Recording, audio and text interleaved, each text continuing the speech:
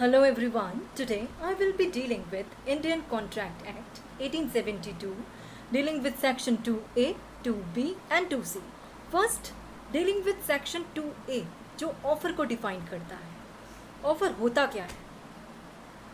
When one person जब एक इंसान दूसरे इंसान को अपनी विलिंगनेस यानी कि अपनी इच्छा जाहिर करता है ताकि वो उस दूसरे इंसान की सहमति ले सके।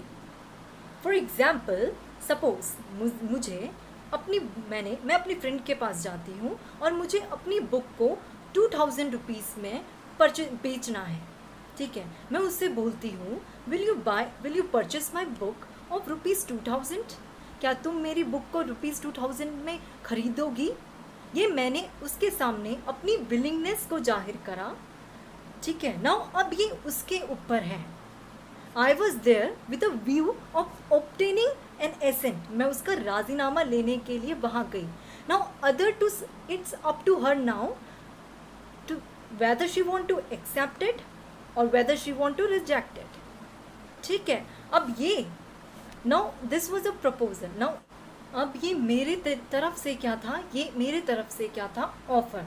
सो यही section 2A of Indian contract act 1872 बोलता है कि when one person signifies his willingness to do or to abstain from doing anything with a view of obtaining an assent other to such an act or abstinence, तो इसे हम offer कहते हैं। मैं अपनी कार को तुम्हें बेचना चाहती हूँ 5 लाख रुपीज़ में। मैंने एक्स से बोला, suppose I said to X that will you purchase my car of ₹5 lakhs? This was an offer by my side. Now whether he want to accept or not, it depends upon his assent. ठीक है? Now second we have section 2B of the Indian Contract Act which is defining promise. ठीक है? When the person to whom proposal is made signifies his assent thereto, the proposal is said to be made. अब मैंने उसके सामने जो मेरी friend थी, पहला एग्जाम्पल जो दिया था, मैंने उसके सामने ऑफ़र रखा था कि मेरी बुक को आप ₹2000 पे खरीदो। ठीक है, अब उसने उसको खरीदने के लिए अपनी एसेट यानी कि अपना राजीनामा दे दिया। She accepted it, so it now becomes a promise. वो जो प्रपोजल मैंने दिया था बुक खरीदने का, अब जाकर उसने उसे एक्सेप्ट करा, तो it becomes now promise. A proposal when it is getting accepted, it is becoming a promise which is defined under section 2B of the Indian contract act. Now section 2C जो है Indian contract act का, वो define करता है what is promisor and what is promisee. पहली बात, person making proposal. मैंने जो प्रपोजल अपनी फ्रेंड के सामने रखा था कि आप मेरी बुक को खरीदो, तो it was the person who is making a proposal, उसको हम प्रॉमिसर कहते हैं। मैंने या तो हम ऑफरर भी कह सकते हैं, ये मेरे तरफ से था, right? So the person who is making an of proposal, उसको हम क्या कहते हैं?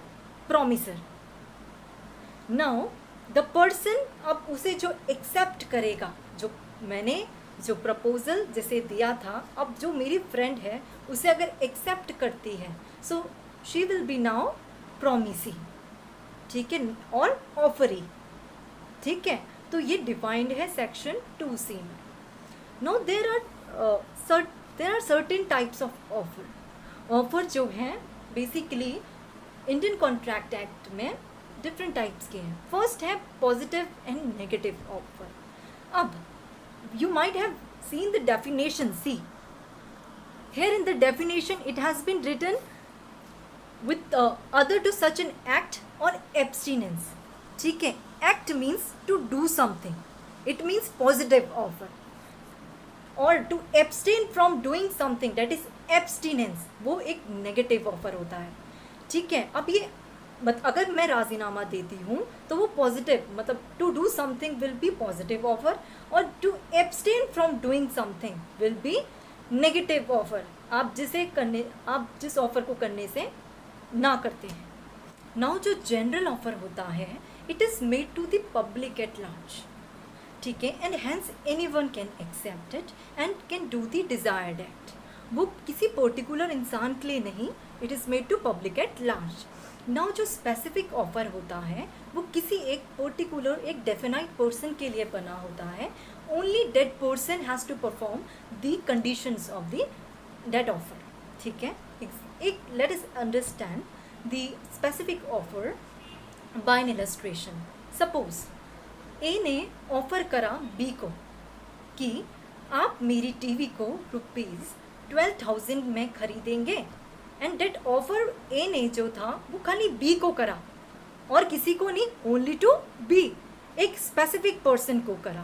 Now this is specific offer कि खाली इसको बी ही कर सकता है, नॉट अनदर पर्सन, ठीक है। This is specific offer. Late us understand general offer with a case that is Cornell versus carbonic smoke ball company 1893। This is a very famous case. पर इस केस में जो facts थे वो ये थे कि कंपनी जो थी कार्बोनिक स्मोक बॉल कंपनी, उन्होंने न्यूज़पेपर में प्रिस्क्राइब करा कि एक मेडिसिन प्रिस्क्राइब करी कि बोला कि जो स्मोक बॉल्स को एस प्रिंटेड डायरेक्शन यूज़ करेगा वो इन्फ्लुएंजा से अगर सफ़र करता है इसको यूज़ करने के बाद, then company will be giving him that person 100 pounds. तो तब वो कंपनी उस पर्टिकुलर इंसान को 100 पाउंड्स रुपीज़ देगी अगर वो सफ़र करता है। Now there was a lady named Mrs Cornell.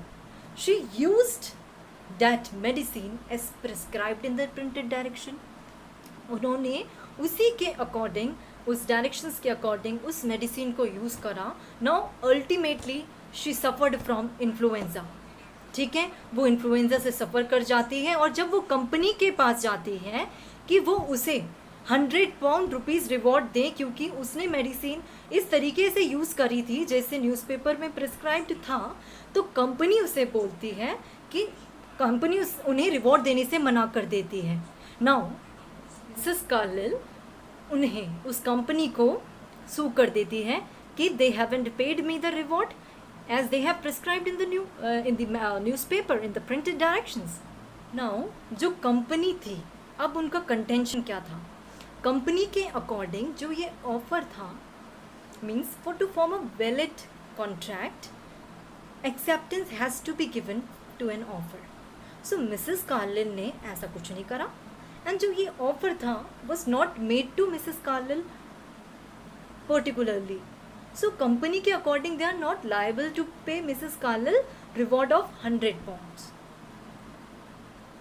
So now decision of the court. Court का क्या डिसीजन था? कोर्ट ने बोला कि now the court held that was a general offer जो कंपनी ने दिया था, and the performance of the conditions in the offer is sufficient enough to be considered as an acceptance and it need not to be communicated, and Mrs. Carnell को the company has to reward 100 pounds accordingly as prescribed in the printed direction in the newspaper. Now cross offer वो होते हैं when two offers which are similar in all respect made by the two parties to each other. Let us explain this by an example. मैंने by letter B को लिखा कि मैं अपनी car को 5 लाख में बेचना चाहती हूँ। वो ये ऑफ़र रखा मैंने बी को। नाउ बी मुझे बाय लेटर लिखता है कि he want to buy the same car of ₹5 lakh. Now मेरा भी 5 लाख में मैं बेचना चाहती थी और बी भी उसे 5 लाख में सेम कार को खरीदना चाहता है। नाउ टू ऑफर्स जो है यहाँ पे are similar in respect, they are similar in the respect which is made by the two parties. Now अब यहाँ पे क्या होगा? See both are the offers, यहाँ पे दोनों ही offers होंगे। None of them would be considered as an acceptance to others though terms and condition are same. ये तभी माने जाएंगे the offer of neither of the parties having been accepted by the other, so there was no contract. यहाँ पे कोई contract form नहीं हुआ क्योंकि दोनों ही पार्टीज के द्वारा एक्सेप्टेंस नहीं हुई है, जस्ट ऑफर रखा गया है। So this is a cross offer, ठीक है। नाउ एक्सप्रेस्ड ऑफर में क्या होता है कि सपोज एग्जाम्पल देखो, मैंने अपनी फ्रेंड को बोला, बाय मैसेज टाइप करके बोला कि will you purchase my book of ₹2000। मैंने उसे ऑफर दिया by telephone, by message, sorry. So this will be expressed offer. Expressed offer can be by spoken word से भी हो सकता है, it can be in a written way, और face to face communication से भी आपका एक्सप्रेस्ड ऑफर हो सकता है। Now we have implied offer. जो इम्प्लाइड ऑफर होता है, इट इज़ लाइक बाय, ये पर्टिकुलरली ऐसे नहीं हो, जैसे कि इम्प्लाइड ऑफर जो होता है, इट इज़ बाय थ्रू, या तो थ्रू एक्शन से हो सकता है, या थ्रू कंडक्ट, या किसी कंडक्ट से, या फिर एक्ट ऑफ द पार्टीज, या किसी एक्ट से। मतलब फॉर एग्जांपल, आप बस में ट्रेवल करते हैं, राइट। तो बस से आपने ट्रेवल करा और बस में एक स्टैंड पॉइंट पे आपको उतरना है, तो आपका ये ऑटो, ये इम्प्लाइड है, बस रुकी, ठीक है, बस रुकी, ये बस का इम्प्लाइड ऑफर था। नाउ यू हैव टू पे टू दी बस, जो इसकी फीस है, जितनी भी आपको चार्जेस हैं, जहाँ पे जिस पॉइंट पे उतरना है आपको, वो आपको देना है। तो बस का उस पॉइंट पे रुकना was an implied offer by the bus, through by action और बाय एक्ट और by conduct of the parties. यहाँ पे ये शो होता है आपका implied offer. We have counter offer also. जो जब काउंटर ऑफर जो होता है, लाइक मैंने बोला कि मैं 5 रुपये की पेन बेच रही हूँ, एक आपको ऑफ़र दिया मैंने बी को, बी बदले में मुझसे बोलता है कि वो 3 रुपये में ख़रीदना चाहता है, तो यहाँ पे काउंटर ऑफ़र है। मैंने 5 का बोला, उन्होंने 3 का बोला। ना जब काउंटर ऑफ़र जब बनता है तो वो ओरिजिनल ऑफ़र जो होता है उसको डिस्ट्रॉय कर देता है। When the counter offer is made, it destroys the original offer. Now we have certain legal rules for an offer. एक ऑफ़र के लिए सर्टेन लीगल रूल्स हैं हमारे पास। फर्स्ट है कि जब भी ऑफ़र बनता है, there must be an intention to create legal relationship. Offer में इंटेंशन, सी हम कॉन्ट्रैक्ट में यही देखेंगे, there should be an intention to create legal relationship, ठीक है। लाइक ये डिपेंड करता है, आप अगर घर पे बहुत सारे ऑफ़र्स देते हो अपने घर में फैमिली मेम्बर्स को, वो ऑफ़र जो है वहाँ पे आपका इंटेंशन नहीं होता लीगल रिलेशनशिप क्रिएट करने का। सो बेसिकली जो क्लोज रिलेशनशिप होते हैं, so their promises made usually not bear the intention to create legal relationship, ठीक है। वहाँ पे हमेशा इंटेंशन नहीं होती लीगल रिलेशनशिप क्रिएट करने की। एक फेमस केस है बेल्फोर 1919 अपील केसेस। सो इस केस में क्या हुआ था, एक कपल था, they both were residing in Ceylon. Now vacations पे, हॉलीडेज पे वो दोनों इंग्लैंड घूमने जाते हैं, और उनकी जो वाइफ होती है मिस्टर बेल्फोर की, she get ill. Now doctor prescribe करते, एडवाइस करते हैं उन्हें कि वो कुछ दिनों तक वहीं पे रहें। ना उन दोनों के बीच में आपसी बातें होती हैं कि वो बोलती हैं कि हस्बैंड बोलता है कि he will be providing her maintenance per month, every month he will be providing her maintenance. Now कुछ टाइम बाद दोनों के बीच में हल्की फुल्की फाइट टाइप हो जाती है, एंड हस्बैंड जो होता है he stops paying her maintenance per month. Now she files a suit that she says that कि the wife had contended, contention जो वाइफ का होता है, she contended that there has been an agreement between her and husband. Now she has the right to claim for the amount of maintenance. Now जो court होता है वो held करता है, court says that in case of domestic agreements there is not always an intention to create legal relationship. So यहाँ पे husband जो था, he was not liable to pay the wife because there was no such intention to create legal relationship. Now second we have offer may be definite. Definite means it should not be vague. जिस इंसान के लिए बनाया गया है उसको properly terms and condition offer की पता होनी चाहिए, कि जो इंसान ऑफ़र दे रहा है क्लियरली उसको ऑफ़र की टर्म्स एंड कंडीशन बतानी चाहिए। लाइक ए अगर बी से बोलता है कि वो फ्रूट्स बेचना चाहता है फॉर ₹5000, अब नाउ उसने बी को ऑफ़र करा कि I am selling fruits of 5000 to you. Now यहाँ पे ए ने बी को ये नहीं बताया कि कौन से fruits, apple, mango, what. So offer here is not definite. So ये ऑफर जो है वैलिड नहीं है। बिकॉज यहाँ पे डेफिनाइट नहीं है, ऑफर क्लियर नहीं है.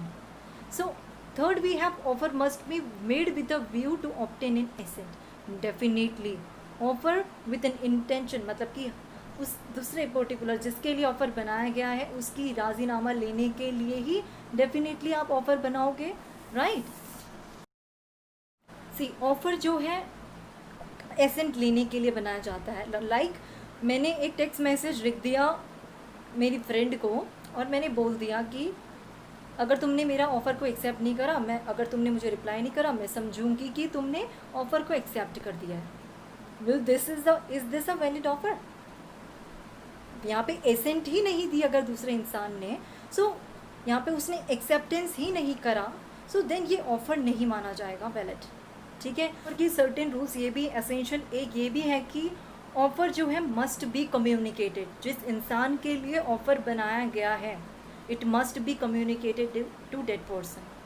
When a proposal is it getting accepted then only it becomes an offer. मतलब कि कम्युनिकेशन तभी जाकर कंप्लीट होगी जब when it is coming in the knowledge of the जिस पर्सन के लिए वो ऑफ़र बनाया गया है.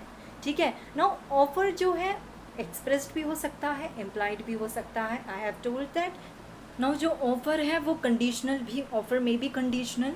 ठीक है. नाउ ऑफ़र जो है रिक्वेस्ट के फॉर्म में होना चाहिए, not in the form of order.